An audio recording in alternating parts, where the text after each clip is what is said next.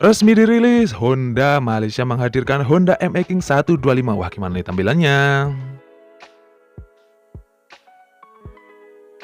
Ciao, bentornato nel canale Otomotif Century. Halo geng, gimana nih kabar kalian semua? Semoga kalian selalu dalam keadaan sehat walafiat yang sehat tanpa halangan dan kekurangan satu apapun. Dan semoga kalian selalu dalam lindungan Tuhan Yang Maha Esa.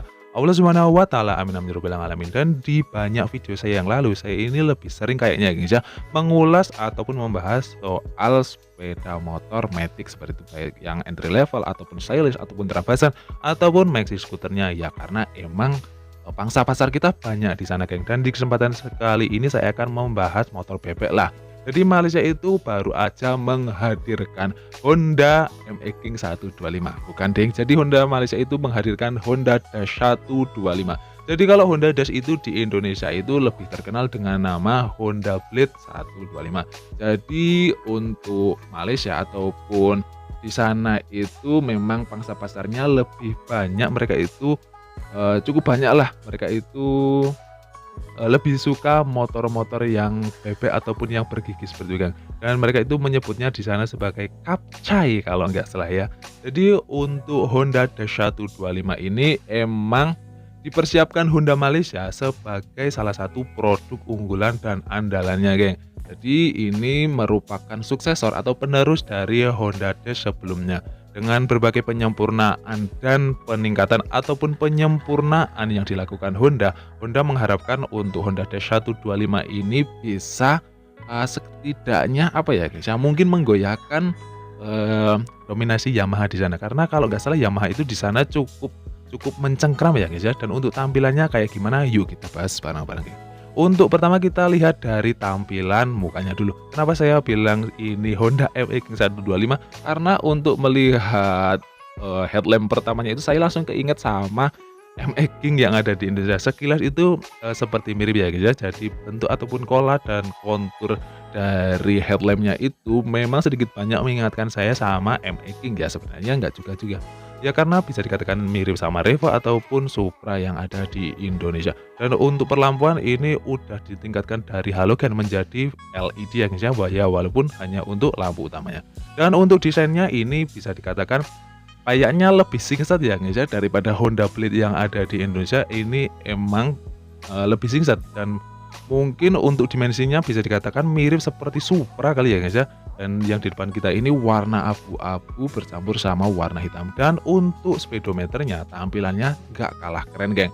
Jadi untuk tampilannya itu perpaduan antara bentuk bundar di tengah dan diapit bentuk apa ini, kayak trapesium gitu ya guys ya, di kedua sisinya. Ini masih menggunakan analog tapi ada beberapa indikator yang kayak ya yang ada di Indonesia mirip-mirip maksudnya.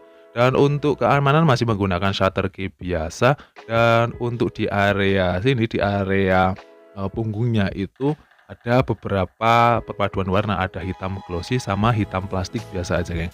Dan di sini itu tebengnya itu ya tebeng-tebeng mirip Supra atau Blade yang ada di Indonesia ya, cukup padat seperti itu. Dan tampilan dari sebelah kiri kalian akan menemukan blok mesinnya itu total warna hitam.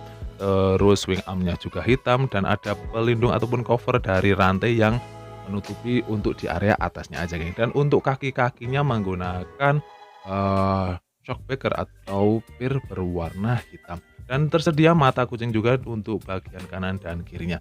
Oke, lanjut ke area belakang. Untuk tampilan dari stop lampnya itu ternyata menggunakan tipe lampu sen yang terpisah geng. Jadi untuk lampu sennya itu terdapat di area fender ataupun spakbor belakang yang menggantung seperti ini geng.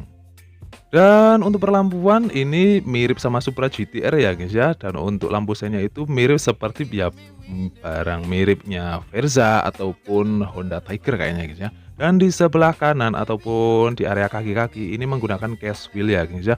Case wheel palang 5, velgnya itu warna hitam. Dan untuk pengeremannya udah cakram double depan sama belakang. Dan untuk footstepnya biasa seperti pada motor Honda kebanyakan lainnya. Dan untuk knalpotnya menggunakan cover juga dengan warna-warna chrome seperti ini guys. Dan untuk tampilan dari lampu sen di bagian depan itu mirip seperti punya Revo ataupun Supra 25 yang ada di Indonesia geng.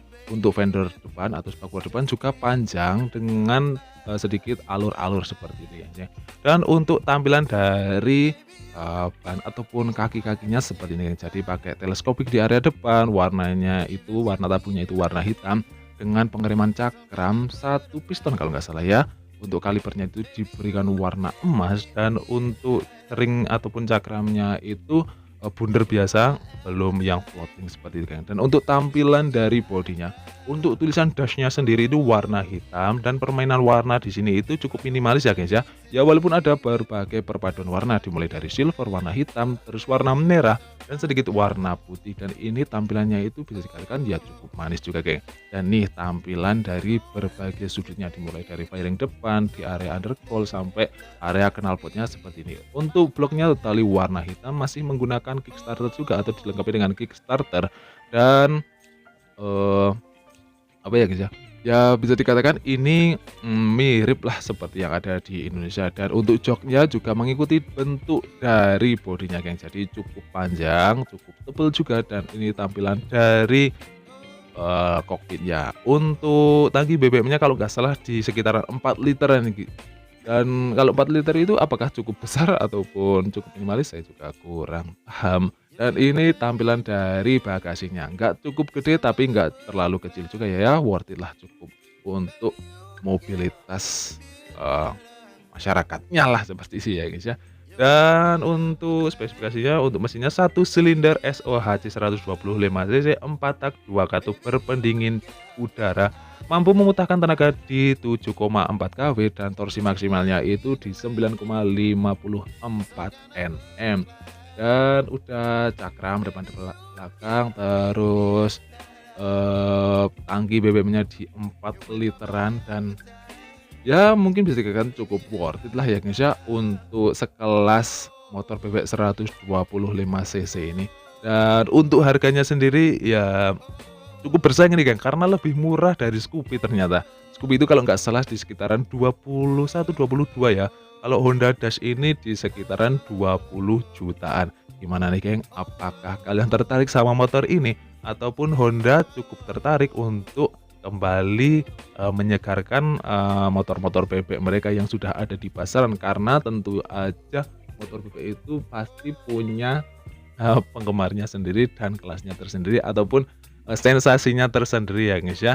Dan mungkin cukup sekian dulu kan video pembahasan kita tentang Honda MX King 125 bukan Honda Dash 125. Kasih banget 7 menitnya. Mohon maaf kalau ada salah-salah kata pengucapan atau tipe-tipe mulut dalam menyampaikan informasi. Sampai ketemu lagi di video selanjutnya. Dah.